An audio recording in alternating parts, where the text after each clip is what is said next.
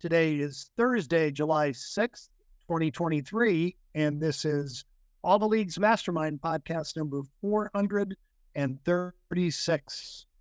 Bruce, I had a couple good stories this week, but I don't see either one of them here, so I'll turn it over to you. I like to hear good stories.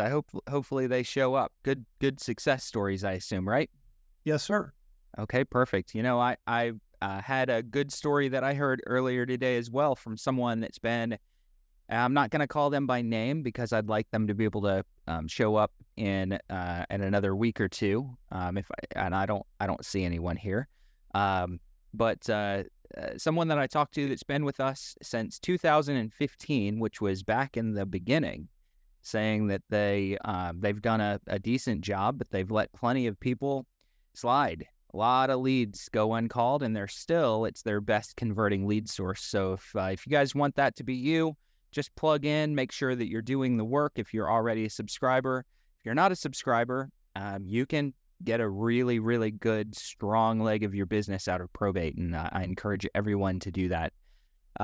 So who are we? Just in case you don't know, this is the All the Leads Mastermind.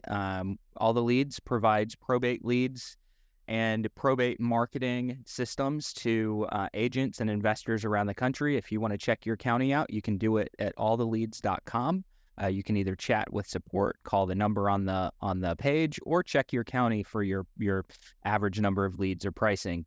This mastermind is Q&A style, so we want to hear from you guys with your questions, with your comments, with your success stories, anything probate related. So I see I have a couple of hands up in the air right now. And that's basically how you guys are going to ask your questions. So if you're here live with us on the call, go down to the reactions button and click the raise your hand icon. We will call on you. You can ask your questions or share a success story, either one. If you're not on Zoom with us, you might be watching via live stream, YouTube or Facebook. If you chat your question in, we have moderators that are watching those questions. They'll send the questions to us coaches, and we'll be able to answer your questions on the call here.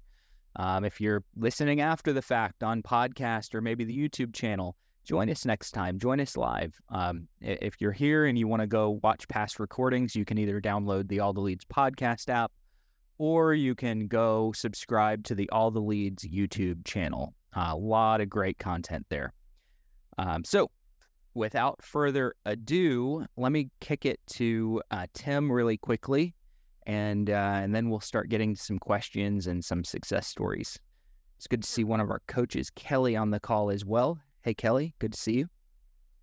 Yeah, this is real quick. It's really interesting. I've been listening to some previous meetings and kind of going through what we're doing and all the, cool things that always happen every week on this call. And I've always found it really interesting that, we always hear voices from, people like Roger Lisi and Doug, who's on here now, and other people who are finding unique success and doing kind of clever and unique things. And I think the coolest part about this call is that all very supportive. It's one of the few places that I ever go on the internet where there's a bunch of people on a call, and it's kind of like I'm always there and never has heard a discouraging word.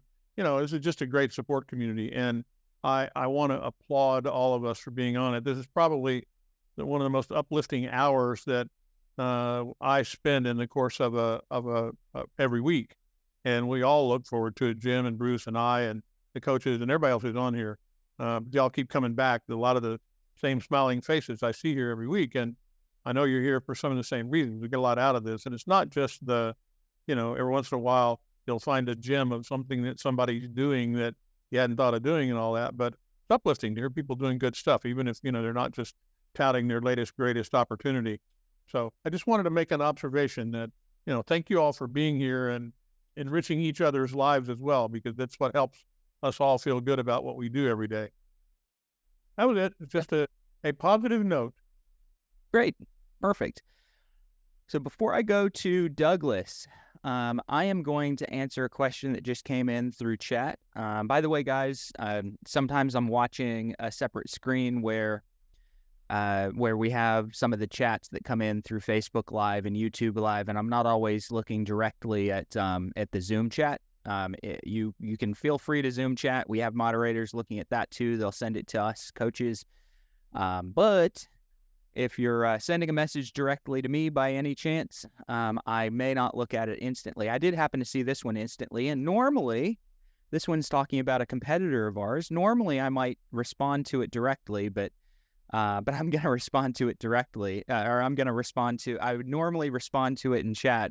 I'm going to go ahead and respond to it on the podcast today.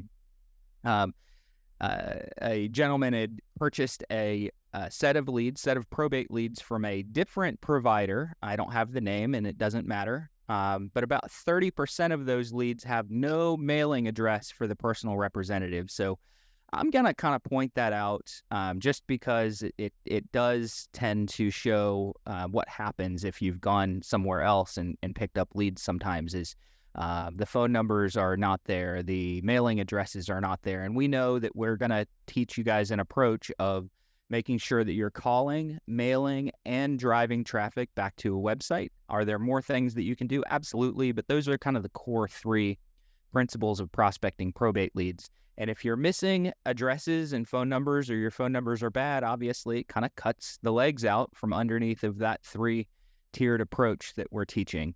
So with that said, let me talk to you about what you do if you ever do run into a probate lead and there's just no mailing address. I would mail directly to the decedent's address. Hopefully there are phone numbers for you to call. But I would go with a heavy approach of mailing to the decedent address, and I may even pop by the decedent address with a door hanger as well. So I'm going to try as best I can to get my message in front of the personal representatives, in front of the heirs, the executors for that estate. And if there's nobody at the house, at least I can leave something on the door. I can leave a packet inside the storm door, possibly. I can still work the phones, hit the phones really hard. And I know that at some point somebody is going to go to the property and check that, and hopefully it's a decision maker. So make sure that if you're missing the personal representative address because maybe it's a different lead provider or something like that, that at least you're going to the decedent's address. Is that the perfect address to be putting your mail and your information in front of? No, it's not the perfect address, but someone will get to that house eventually, especially if they're in town and can go by. Now, if they're out of state, out of area, they may not go by the property, but at least you've got a good chance of catching them if they have someone local. All right. Hey, Bruce, I want to bring something up, and I don't want to dwell on negatives, but I think it's worth addressing. We haven't talked about it in a long time. Every week I contact everybody who canceled, and it always gets me just a little bit when I hear from someone, there were too many wrong phone numbers, and I don't think people understand where we're getting the phone numbers. People don't go down and file probate and say, here are all of my phone numbers. Mm-hmm. So it might make sense just take a second and explain the process of the phone numbers and which ones you should call first. Sure. So typically when you're getting the phone numbers through all the leads, you're going to have anywhere from many times 3 to 5 phone numbers and sometimes additional names. Generally speaking, that first phone number and name combination is most likely to be the most relevant. It's likely to be the most relevant. It's done through skip tracing. So we're trying to identify PR name, so personal representative name, which is a court record. Along with their relative, the decedent. So we're pairing that with the decedent name, and then we're going out and trying to identify what the most accurate phone number is. Now, there are absolutely times when that is not the right phone number. So that's why we give 3 to 5 additional contacts and phone numbers. So when you're looking through your leads, you may see 2 or 3 phone numbers for the personal representative. Now, how many of you here have 3 phone numbers? Not many. So one of those is likely to be accurate. 1 or 2 of those may not be accurate. But then we're going to try to match you with a spouse, maybe a sibling or a parent as well, someone else that's an heir that may be involved in that estate, so that you have multiple ways if your top way or two of communicating with someone aren't there. And if all else fails, you have the personal representative address that you can mail to. You can do door knocking. You can do pop-bys. You also have the decedent's address that you can mail to, do pop-bys, leave door hangers, leave little packets of information if you want. So there's a lot of different ways, and you need to take all of them, especially if your primary way, which might be calling the first number on the list, doesn't seem to work. Go ahead and drop down that list. Our numbers are pretty accurate in most scenarios, and so 80% of the time, I just arbitrarily made that number up, but about 80% of the time, that first number on there is going to be the person that you want to get a hold of. And if not, you have a lot of backups. Yeah, I'll follow up on that. Occasionally I'll hear, I spoke to John Smith and he didn't know anything about it. He wasn't the executor of the estate. People don't completely understand if it's a common name. There's probably a lot of John Smiths in every town. So I've heard that once or twice. It's pretty rare. It's pretty rare that I hear that, but it happens. Anyway, thank you for clarifying that. Right. You also need to add one other thing, which is that in many cases, it's exactly that, where you've got a duplicate name or an interesting name, and it's like real skip tracing. If you were to go out and hire a private investigator, and that private investigator, I said, hey, I want to know everything I can know about Bruce Hill. First off, that would be a scary thing. I don't think I want to know that. But if I were to do that, what I would get back is, well, here's all the stuff that I found out. And, one of those is that Bruce used to live at 123 Elm Street in, some town. And by the way, right shortly after he moved from that, something happened there. And here's some other extraneous information. And here's the next door neighbor that showed up as living next door. I mean, we go down to the level of affinity in some of this as well. We try to get everything we can to fill in the blanks as best we can. And we're not just putting numbers up there for drill. Every number that shows up in the data that we give you is a number that in one way or another, at least through the algorithms that we use and the methodology we use, is associated with that person. So it's not that those numbers are wrong. It's that, that at some point they were the valid numbers in regard to doing that. Now, we're not pre-calling them for you. That part of that is you have to do a little bit of work. That's kind of the idea. But we're giving you a great shot at doing that. They're not just random, series of 7 phone numbers or 10 digits that we can give you. There's some reason that we gave you that number. But like Bruce said, start to the left and work to the right, and you'll get the best results in terms of doing that. But none of them are, specifically inaccurate. They can be based on the data that we found. We're not calling them. That's your job. Yep. All right. Thank you, Tim. Thank you, Jim. Let's go to our first hand, Mr. Converse. Douglas, how are you doing? Go ahead and unmute yourself. You should be able to. There you go. Good. Hey, yeah, we got you. How are you? I'm so very well, and I just want to say thank you to you guys, especially you, Bruce, for redirecting my focus for the art of sales, because what's been going on with my life. I have this one woman who has a portfolio she's getting ready to sell. She sent me a text a few days ago, 2 days before the 4th of July, saying, I'm so lucky to have a knowledgeable friend like you in the business. She referred to me as a friend, not her agent. And then she said in all capital letters, one of these days, very soon, I'm going to take you to lunch, and I look forward to that day. Thank you, Douglas. And it's like, that's not normal. And then this woman with the 160 townhomes, she sent me a text on the 3rd of July saying, Douglas, I'm preparing for a huge barbecue for my family. Would you like to come up and meet everybody? Yep. Okay. Then number 3, one of them referred me to one of their friends who has a plot of land overlooking the Columbia River in an area called Yakima for 571 homes. And the buyer is already in place, and the funding is getting put in place, and they want me to create a sales team to sell all the plots. And this has all come from just a very few amount of phone calls, just following this idea that it's not about me, it's about what I can do for you. And I'm just, you know, I'm just very grateful. Thank you. Thank you, Douglas. Appreciate it. And I want to kind of talk to everyone about recrafting your sales approach. So often, we either get probate leads, and you're a little bit intimidated to start these conversations because you don't want to be an ambulance chaser. You don't want to come off like you're just trying to prey on someone's moment of need, and so you don't do anything, or you don't really think about that, and you do come across as though you're preying on someone's moment of need. And when you can reverse the psychology of the person that you're speaking with, they're going through a tough time.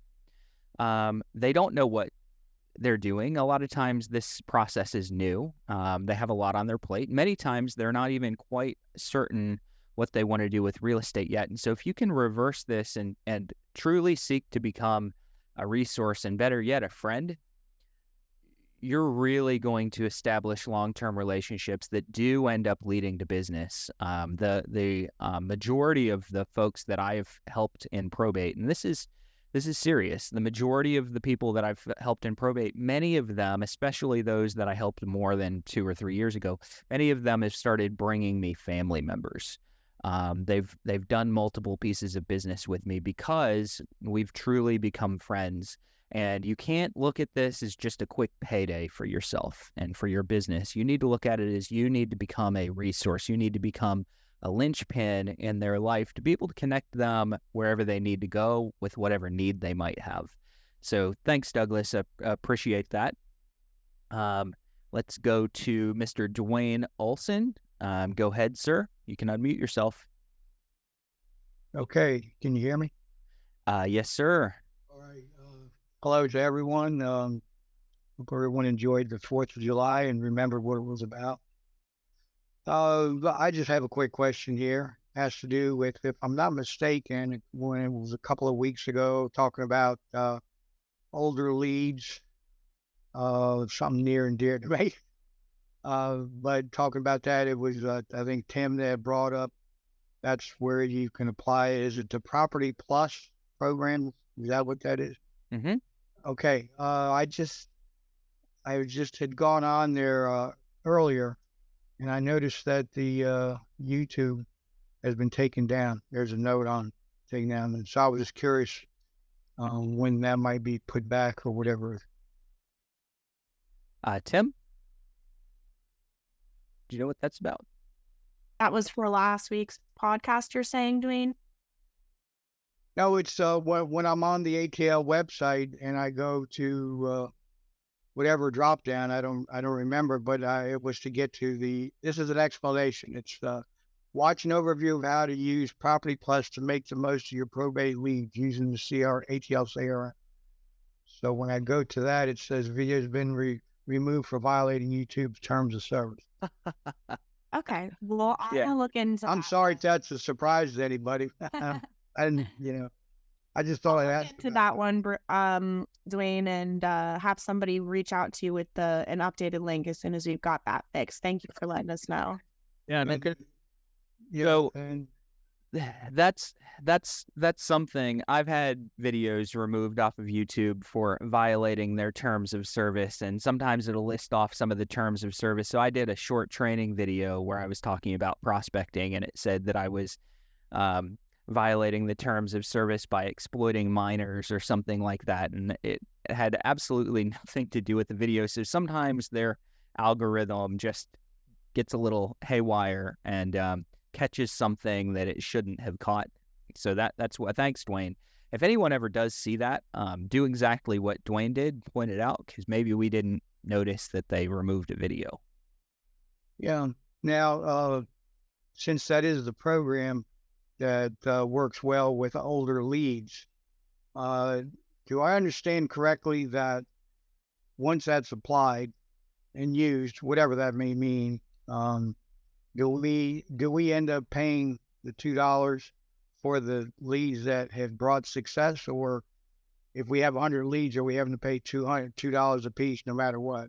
I'm a little curious about that. Yep, it's $2 per probate case that you put through the system. So let's pretend you have 100 leads and you've already spoken with 30 of them, and you know their situation. You don't even need to check on those. And maybe you have 10 leads that have properties that you're just not interested in. So now, as long as you've gone in and excluded those leads from Property Plus, and then you run that list through, it'll only charge you $2 per lead that's left on your list. So if you don't want that particular probate record to be run through Property Plus, you check a little box that says exclude from Property Plus, but it's going to charge you $2 for each one that you do run through the system, regardless of whether there's still property or not. Okay, thanks. That's pretty much it. Yep, good. Perfect. Well, thank you, Dwayne. By the way, little light on questions so far. So I do want to remind everyone that we're here to help you guys. We're here to give you the coaching, the answers that you're looking for.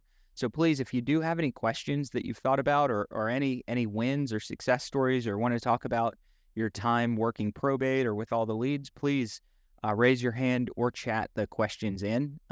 We'd love to hear from you guys. Otherwise, it'll be a short call.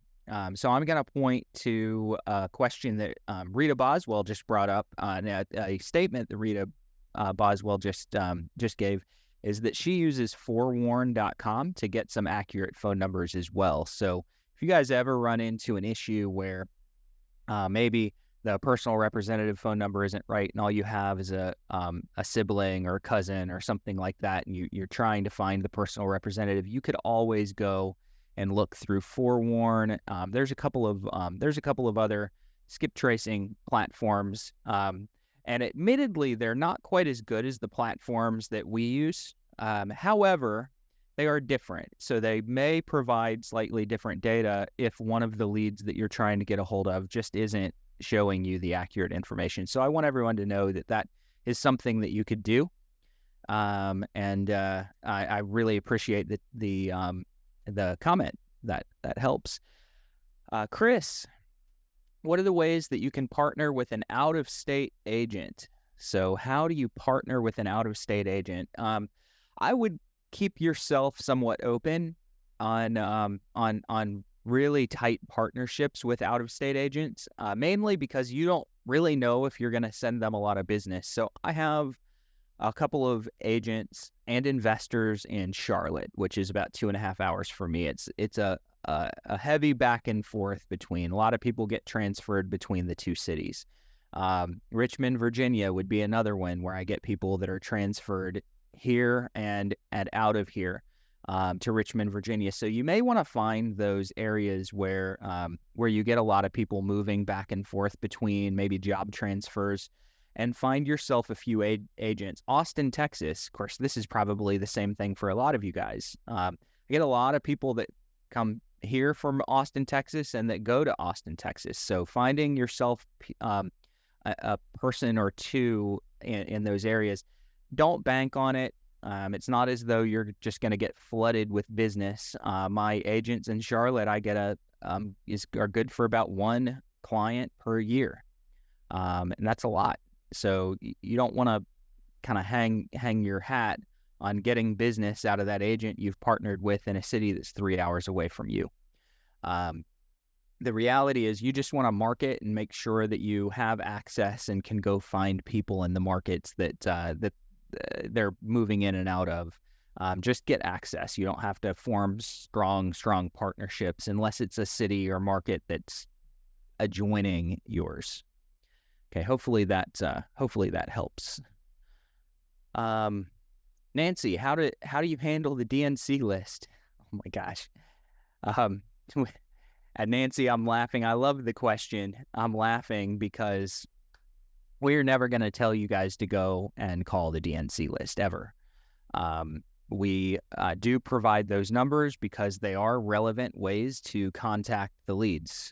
Your understanding of the TCP laws and the potential ramifications of calling the DNC list are where we're going to tell you to go. Is just go study up on what that potential is and then make the decision for yourself.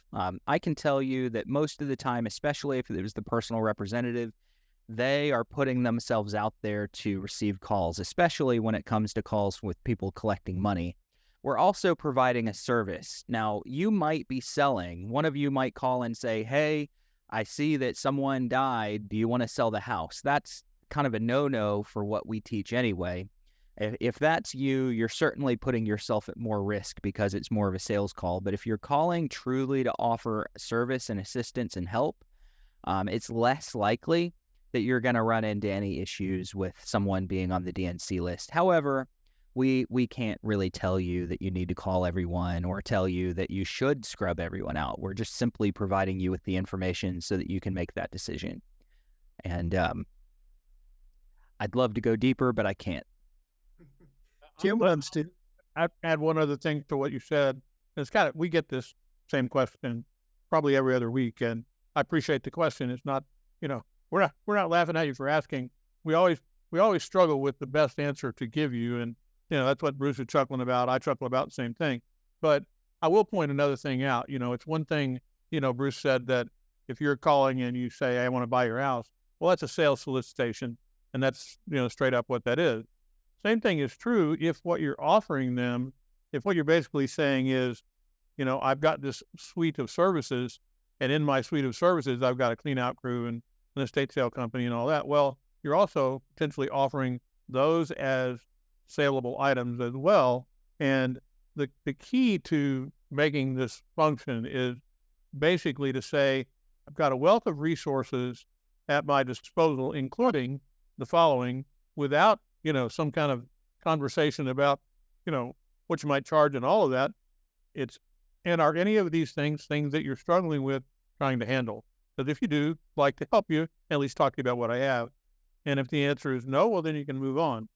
I can also say that, we've been doing these calls since 2016. And as of date so far, not heard anybody that said, somebody who said, I'm on the do not call list. You're a miserable, no good so-and-so because you called me. Occasionally hear somebody say, I'm on the do not call list. Don't call me anymore, for sure. But the TCPA laws are there to basically, they were put into place to stop robocalling. That's the purpose of them. It's not individual one-on-one kind of commerce kind of thing they're dealing with. Very specifically, if you put a bunch of phone numbers into a dialer and bang away at them, and you're basically doing it, and the first time you get somebody on the phone, it's like, hey, I want to buy your house that Uncle Fred lived in. Well, you're pushing the envelope pretty hard. If you approach things the way we teach you how to do this, generally speaking, you're not going to make anybody upset. So it's a matter of how you approach it, what your mindset is, and, what you're looking at when you get there. Your objective is to get to the point where you're building relationships that will allow you to have the kind of, crazy things that, Doug was talking about earlier, where you've done so much to help people that they're falling all over themselves trying to work with you. And you literally kind of approach it with a servant mentality. And I know I'm kind of gilding the lily here, but it's important to know that a lot of this is the approach that you're taking. And Doug, I see you raised your hand, buddy. I will stop talking and let you talk. And Dwayne, I will say, I will kind of add on to that in my calling, I've had a few people that have said I'm on the do not call list. And I'll tell you, a lot of people want, many times an apology is all that's needed. And I will fall on my sword really hard if someone goes, don't you know I'm on the do not call list? Instead of just hanging up, which is the temptation, you panic, you hang up, you leave that call with them being mad. You may just go, listen, I am so sorry. I apologize. Please understand. I won't bother you anymore. And I've had people that have literally said, hey, while I'm on the phone, what was it about? They've calmed down really fast. I've been able to turn people from upset to curious about what it was about. It doesn't happen every time, but when you handle it appropriately and you apologize, a lot of times people will say, hey, what was it about? And they kind of calm down. They just sort of lashed out in the beginning, and this doesn't happen very often. I want everyone to know it does not happen very often, but somebody lashes out at you in the opening, and if you apologize and fall on your sword, they'll calm down and actually ask you what you're calling about. All right, now we'll go to Dwayne. Dwayne, go ahead. Yeah. Well, to be candid, this very same subject, it plays a role into why it's taken me a long time to get started. However, I just wanted to say, for the benefit of those that, like me, fall in this category or are not aware, I just saw it, throw it out there that the prospecting class that Bruce teaches, in that class, you can learn about responding. I've thought about it quite a bit recently because I've probably taken it at least 4, maybe 5 times. And what Bruce goes over in response and so forth, for those of you who, want to learn more about it, within what he teaches there, you can pick up quite a bit of ammunition, information, etc., to find some success with. So that's it. I'm only interrupting because I don't see anybody else's hand up. So my advice is to take Bruce's class, learn more about dialogue. That's what I was looking for. The dialogue where you can address some of these things. That's it. Yep. Thanks, Dwayne. We're going to be rolling up some new classes on the site here really, really soon. That class is going to get migrated into another class that here in the very near future. So you guys be on the lookout for some of the other classes that are coming up. Certifications are going to be offered, a lot of really, really cool stuff. Hey, Bruce, I just saw a face pop on the screen, and I know he has a question. An old friend of mine, Raphael Monterey. I know I've been looking for you. I know you had a question, so raise your hand. I'll just ask him to unmute himself. You don't have to raise your hand, Raphael. I just gave you the permission to unmute yourself. I've known Raphael for half my real estate career, going way back to when we used to coach together. And he is a seasoned pro. I think he's been getting our leads for the better part of 8 years now in a very competitive market. So pay attention to what he says. But it was more of a question than a story, right, Raphael?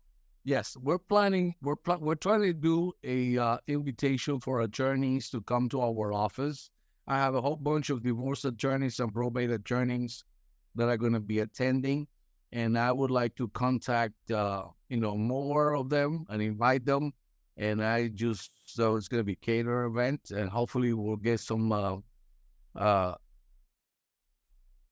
interest. I'm going to try to get also a company, not a company, but a foundation, and they can maybe make contributions if they want to come. It's like a fundraiser. I'm going to try to find an excuse for them to come. And I talked to another attorney friend of mine, and he may have a class to teach attorneys trouble law, a little bit of introduction. So we're trying to get ideas. Has anybody ever done an event like this? And we want to hear any feedback or any thoughts. So I want to know from some of you that have done this, if you have done something like this, I would go ahead and pop your hand up. If you've done something like this, we'll call on you. I've done a lot of events over the years. I enjoy doing events. I enjoy meeting attorneys. I haven't done a specific attorney event, but I've gone to attorney events, and I think that you're onto something as offering a fundraiser. I think you're really onto something, because if it's just an event that says, hey, come meet Raphael and send me all your business, nobody's going to show up.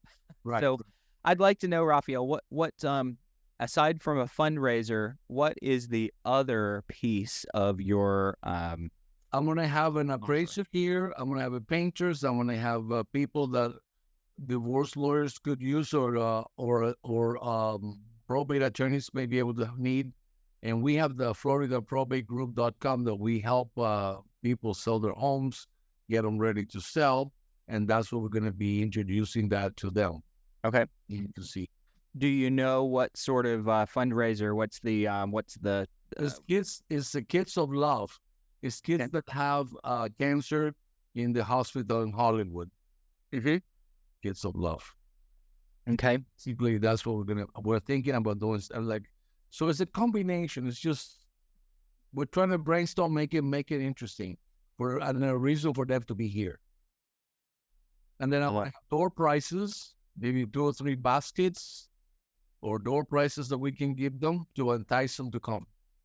That's I would almost go to the attorneys and just build this as a fundraiser. So you're doing right. You're building it as a fundraiser, and I would ask them to potentially donate something. So I would go to the attorneys and say, if you'd like to contribute, would you donate something? Because there's no better way to get someone to show up than if they've contributed something to the event. So instead of just saying, come please be a guest, I would ask them to contribute, because then they'll probably show up. It's unlikely. Like a door prize contribute? Yeah. It's unlikely if they have a door prize or say an hour of free service or something like that. Now, it's going to be a lot of attorneys, so they probably aren't going to offer a free service, but it's a fundraiser and networking event. And if you provide a door prize, we would appreciate it. And that'll really help. Okay.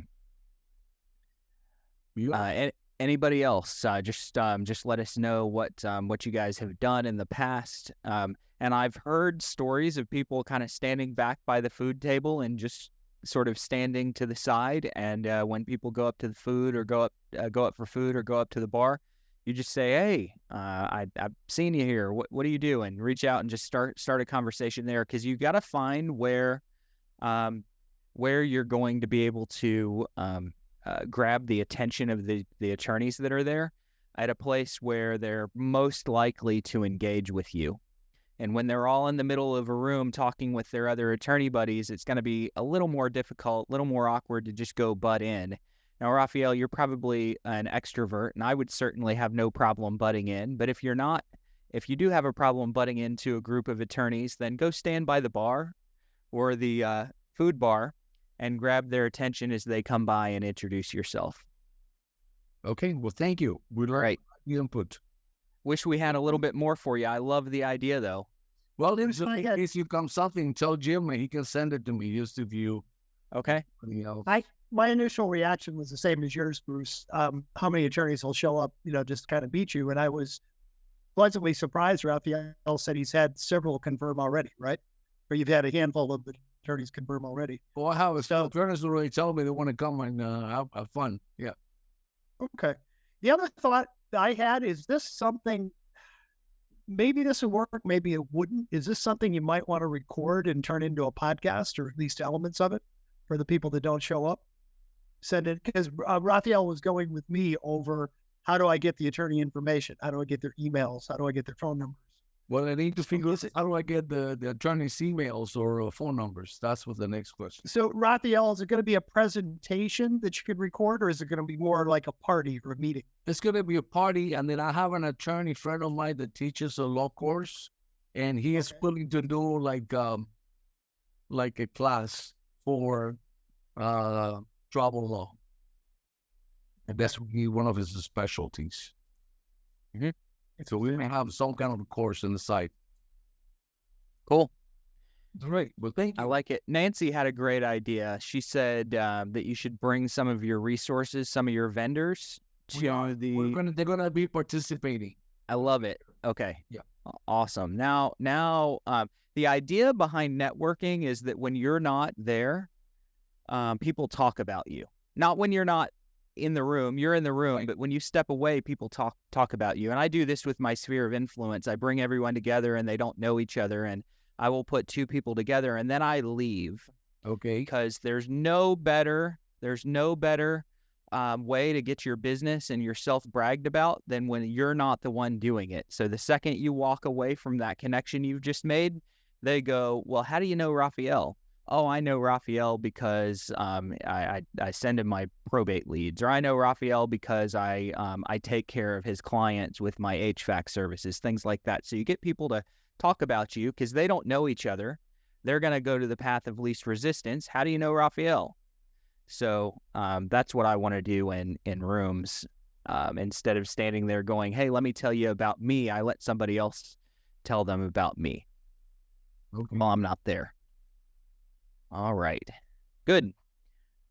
We've had a couple of questions pop in about what to say on the phone what to say on the phone to kind of try to get those listings. And there have been a few of you that have chatted in this question. So Ayana had asked if you had 60 seconds on the phone, what are the top 3 or 5 action steps you'd advise for an executor? I'm not going to make any advice inside of 60 seconds. No advice.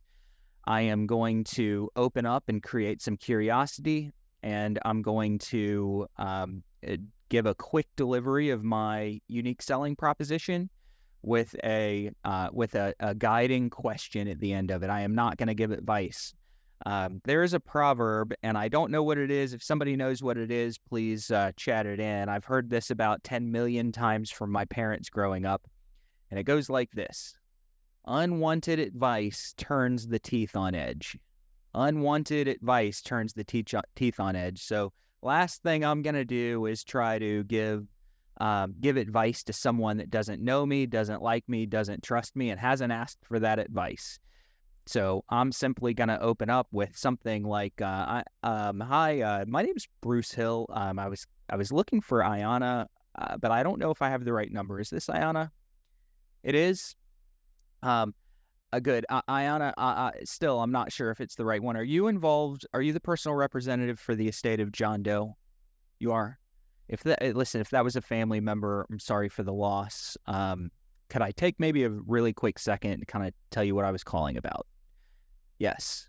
Ayana, I'm kind of offering a service to the personal representatives in the area that the court has helped me identify as maybe it's their first time going through probate.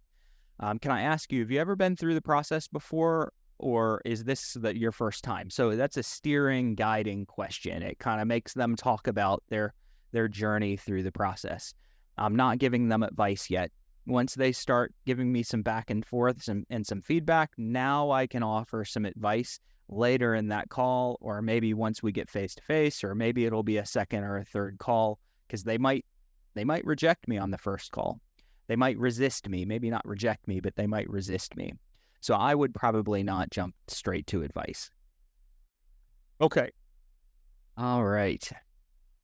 Well, guys, continue for another 5 minutes. Tim, you have 5 minutes to fill. I don't. No, I don't have anything else. I think this has been a very interesting call, and we've had a few interesting people kick in. But I think really and truly, I think it's a time where we're all sort of, we've got the 4th of July behind us.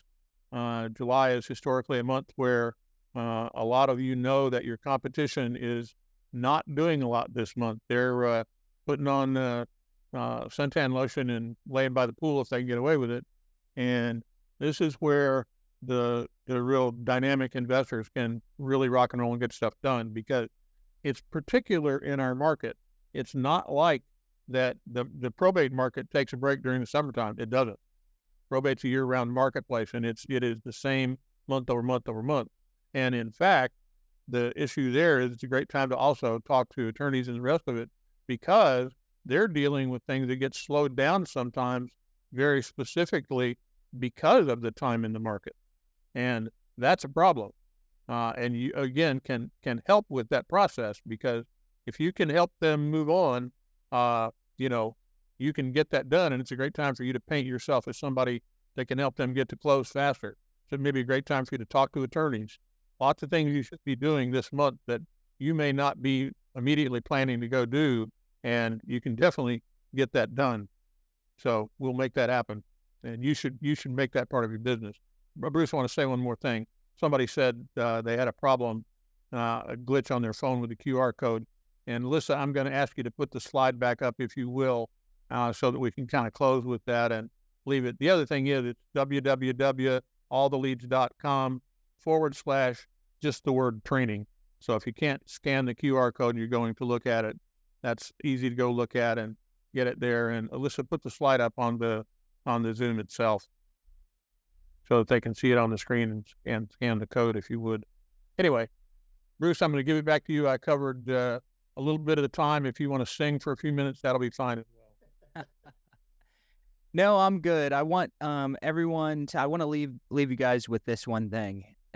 This business can be quite simple, And do not make it more complicated than it needs to be. There are things that you don't have to know and you don't have to be an expert in to offer a serious value to the prospects that you're calling, you're mailing, you're sending to your website. Those are the three most important things that you can be doing. Call, send a mail, direct them to your website, because many times they're not going to open a letter or answer a phone on someone that they've never heard from before when they're going through a tough time and go, yeah, come sell the house today. You're building a relationship that you're building a pipeline. Let me say that. You're building a pipeline. Now, as you get further along and once you automate your system, you got your calls happening, you've got your letters going out, your website's getting some hits. As you do that and you kind of run out of projects to work on, go add some postcards into your campaign. Go build a brochure. Go to the listing class and create a listing presentation for yourself. Add YouTube videos into the mix. Start writing some blogs. Develop those attorney relationships. You can make this advanced, but you don't have to be advanced to see success. So I just want everyone to know that. Start with the basics. The basics will get you business. Just do them. And then start adding things in over time, and you'll be just fine. Perfect. And since we're doing nuggets of wisdom, earlier in the call, something occurred to me that I've mentioned before when Doug was talking about completely changing his approach. One of my earliest mentors in the business many, many, many years ago told me something that I always have remembered and tried to use. When you come to a place where you're not sure what you should do, figure out what everybody else is doing and do the opposite. That has served me so well over the years, because most people take the easiest approach. They don't take the best approach in the long term. So anyway, that finished with the nugget of wisdom. And are we ready for a closing, Bruce? Are we ready? Yes, sir. Yeah, we're ready. All right. I want to thank each of you for being here today. I want to particularly thank all those that actively participated. And I want to challenge each of you, take one thing that inspired you on this call, go out and put it into practice, and please come back next Thursday and share your results with the group. Have a great week, everybody. Talk to you same time next Thursday. Take care.